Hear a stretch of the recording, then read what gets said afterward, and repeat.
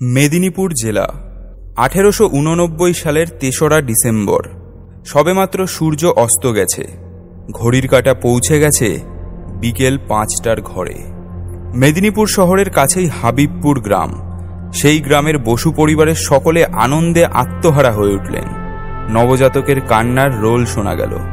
ছুটে এলেন গৃহকর্তা ত্রৈলোক্যনাথ। পুত্র সন্তানের আগমন বার্তায় আনন্দে কেঁদে ফেললেন। জন্মদাত্রী লক্ষ্মীপ্রিয়া দেবীর মুখে উজ্জ্বল হাসি ফুটে উঠল। 10 মাস 10 দিন ধরে তাকে অনেক কষ্ট স্বীকার করতে হয়েছে। পরিশেষে ফুটফুটে একটি পুত্র সন্তানের জন্ম হয়েছে তার। তবুও কোথায় যেন সংশয়ের চোরা স্রোত বয়ে যায়। এর কারণ কি? আগে পরপর 2টি ছেলে মারা গেছে। সকলের মনে সংশয় ছিল, পুত্র সন্তান জন্মালে বেশি দিন বাঁচবে তো? কি আর করা যায়, অবিলম্বে এই বিপদের সম্ভাবনা নির্মূল করতে হবে।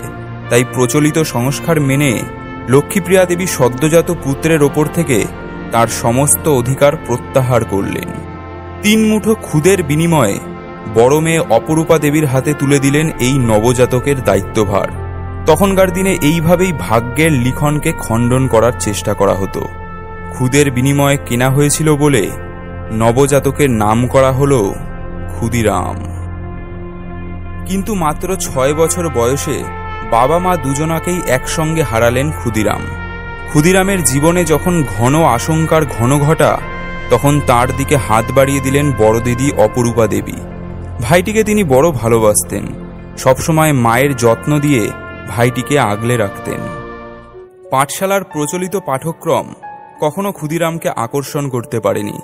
তার ভালো লাগতো সহপাঠীদের নিয়ে গাছে চড়তে, যখন তখন নদীতে সাঁতার কাটতে ভালোবাসতেন, পাখির বাসায় ঢিল ছুঁড়তেন, শিক্ষক মশায়ের বেত লুকিয়ে রাখতেন, নানা ধরনের দুরন্তপনা করে সকলকে মাতিয়ে রাখতেন।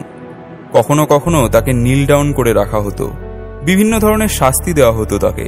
তবুও ক্ষুদিরামের দস্যিপনা এতটুকুও কমেনি। তখন থেকেই ক্ষুদিরামের মধ্যে নেতৃত্ব দানের একটা সহজাত ক্ষমতা চোখে পড়ে। শাস্তির মুখে দাঁড়িয়ে কখনো সহপাঠীদের নাম প্রকাশ করতেন না, শুধু বলতেন, গুরুমশাই, সমস্ত দোষ আমার, আমি অপরাধ করেছি, আমাকে শাস্তি দিন, দোহাই আমার কোনো বন্ধুকে শাস্তি দেবেন না। ক্ষুদিরামের এই সাহসী মনোভাব দেখে মাস্টারমশাইরা অবাক হয়ে যেতেন। তখন পাঠশালার উন্নতিকল্পে চাঁদা চাইবার একটা রেওয়াজ ছিল। অনেক সময় বরবধূর গাড়ি ঘিরে চাঁদা আদায় করা হতো। একদিন পাঠশালার সামনে দিয়ে নববিবাহিত দম্পতি 2টো পালকিতে করে যাচ্ছিল। পণ্ডিত মশাইয়ের নির্দেশে ছেলেরা ছুটল চাঁদা চাইবার জন্য। বরের নির্দেশে বাহকরা ছাত্রদের ব্যূহ ভেদ করে সামনের দিকে এগিয়ে গেল। ছাত্রদের দল কিছুটা ভয় পেয়ে পিছিয়ে গেল। এমন ঘটনা আগে কখনো ঘটেনি। প্রতিবার তারা পালকি ঘিরে কিছু না কিছু টাকা আদায় করে নেয়। ক্ষুদিরাম ছিলেন সেই দলে। যে করে হোক এই উদ্দেশ্য সাধন করতে হবে। এই অভিযানে শেষ পর্যন্ত ক্ষুদিরাম জয়ী হয়েছিলেন। তিনি ছাত্রদের নির্দেশ দিয়েছিলেন, সকলে পালকি ধরে ঝুলে পড়ো। তার নির্দেশে ছাত্ররা পালকি ধরে ঝুলে পড়ল। বরপক্ষ চাঁদা দিয়ে অব্যাহতি পেল। 1903 সাল। 14 বছরের ক্ষুদিরাম তখন স্কুলের ছাত্র। তার ঘনিষ্ঠ সহপাঠী ফণীভূষণ ঘোষ একদিন বোম্বাই মিলের একটি কোড়া নতুন ধুতি পরে স্কুলে এলেন। ফণীভূষণের এমন পোশাক দেখে সহপাঠীরা বিদ্রূপ করতে শুরু করল। কিন্তু ক্ষুদিরামের মনে অন্য ধরনের ভাবনার প্রকাশ ঘটে গেল। তিনি স্থির করলেন, এখন থেকে আমি স্বদেশী মিলের কাপড় পরব, আমরা কেন বিদেশি বস্ত্র ধারণ করব? ছাত্রদের উদ্দেশ্যে একটি তাৎক্ষণিক ভাষণ দিয়েছিলেন। সেই ভাষণের মাধ্যমে স্বদেশী কাপড় পরার প্রয়োজনীয়তা বুঝিয়ে বলেছিলেন। ক্ষুদিরাম বলেছিলেন, মায়ের দেওয়া মোটা কাপড় যত পুরনো বা ছেঁড়া হোক না কেন, তা আমাদের দেশের সম্পদ, তাই পরতে অপমান বা লজ্জার কি কারণ থাকতে পারে? দিশি কাপড় আমাদের গোলামির চিহ্ন নয়। যদি আমি ফণীর কাপড়ের মতো একটি দিশি কাপড় পেতাম, তাহলে সেই দিশি কাপড়খানা কোমরে জড়িয়ে সকলের সামনে ছুটে যেতাম, এবং তাতে যে আমার কি আনন্দ হতো তা আর কি বলবো। এলো 1904 খ্রিস্টাব্দ। মেদিনীপুর জেলা তখন বন্যা কবলিত। প্রত্যেক বছর বর্ষার সময় হাজার হাজার মানুষের জীবনধারা পাল্টে যায়, সুখের সংসার ভেঙে যায়। ক্ষুদিরামের কানে এই ভয়ঙ্কর সংবাদ পৌঁছালো। আবার তিনি ত্রাণের কাজে বেরিয়ে পড়লেন। নিজের হাতে অস্থায়ী চালাঘর বাঁধলেন। বৃদ্ধ এবং অক্ষম মানুষদের পিঠে তুলে নিয়ে এলেন সেই আশ্রমে। সকলে তার নামে জয়ধ্বনি করল। বলা হলো তিনি নাকি স্বয়ং ঈশ্বর প্রেরিত ত্রাণকর্তা। কিন্তু পরিবারের সকলে ক্ষুদিরামের এই বেপরোয়া স্বভাবে যথেষ্ট ক্ষুব্ধ এবং বিব্রত হয়েছেন। শীতের এক সকালে লক্ষ্মীনারায়ণ দাস নামে এক ভিক্ষুক এসেছিল ক্ষুদিরামের বাড়ি। গায়ে ছেঁড়া কাপড়, উত্তর থেকে কনকনে হাওয়া আসছে।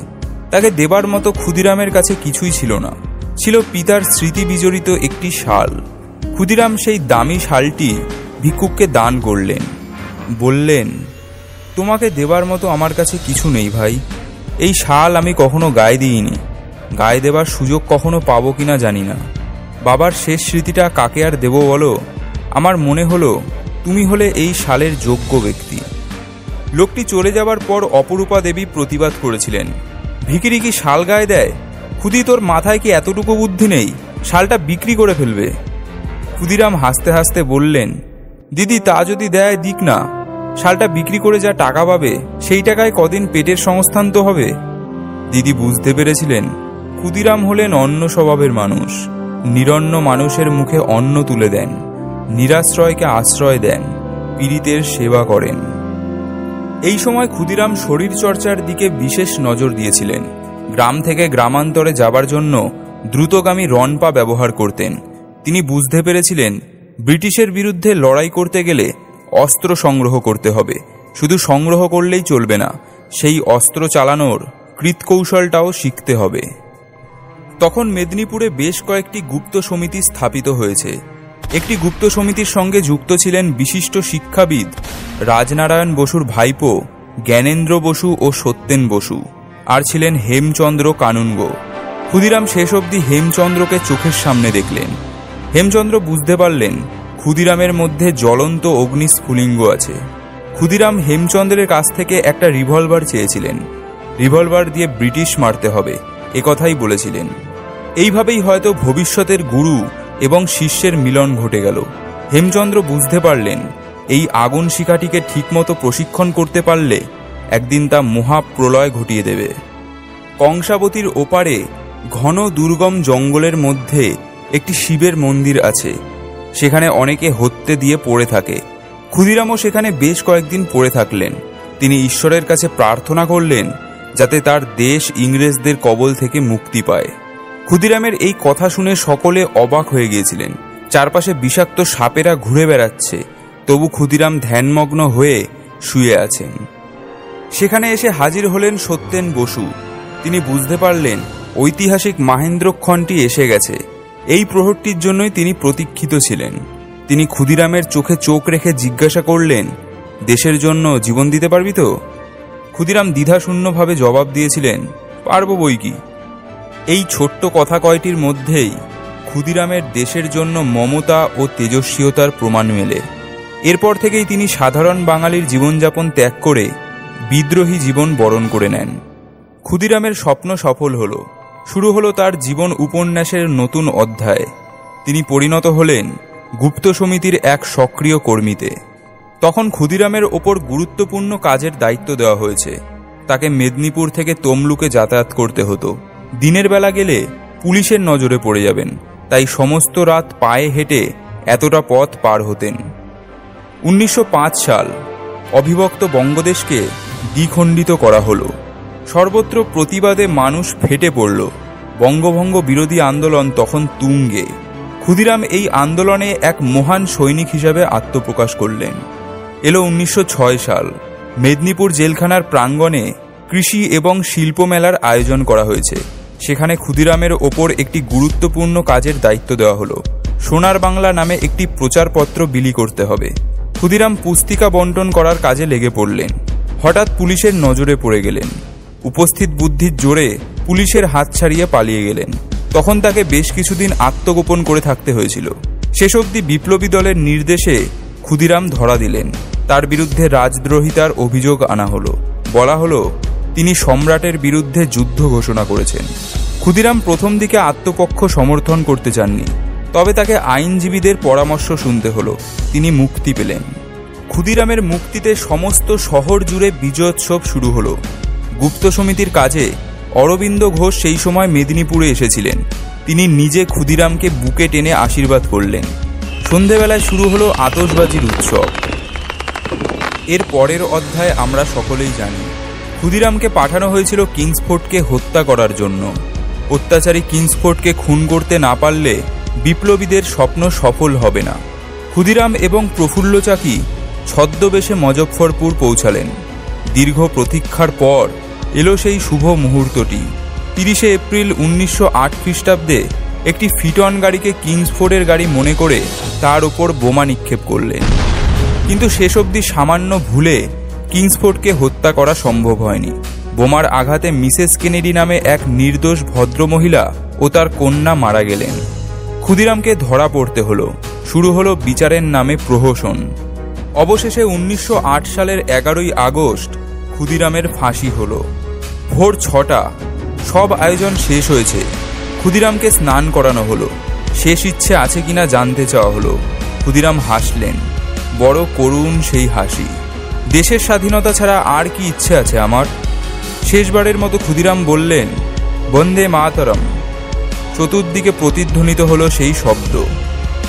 অগ্নিশিশু ক্ষুদিরামের আত্মবলিদান ভারতের বিপ্লবীদের মনে ব্যাপক আলোড়ন ফেলেছিল। তার প্রদর্শিত পথে অনেক বিপ্লবী দেশমাতৃকার চরণতলে জীবন উৎসর্গ করেছিলেন। বাংলার কাব্যে, সাহিত্যে, সঙ্গীতে ও ইতিহাসের পাতায় এই আত্মত্যাগের মধ্য দিয়ে বিপ্লবী বীর ক্ষুদিরাম মৃত্যুঞ্জয়ী হয়ে আছেন এবং থাকবেন চিরদিন। আজও গ্রাম বাংলার পথে প্রান্তরে কোনো উদাসী ভিক্ষুক তার একতারাতে বিষণ্ণতার সুর তুলে একটি গান গেয়ে থাকে।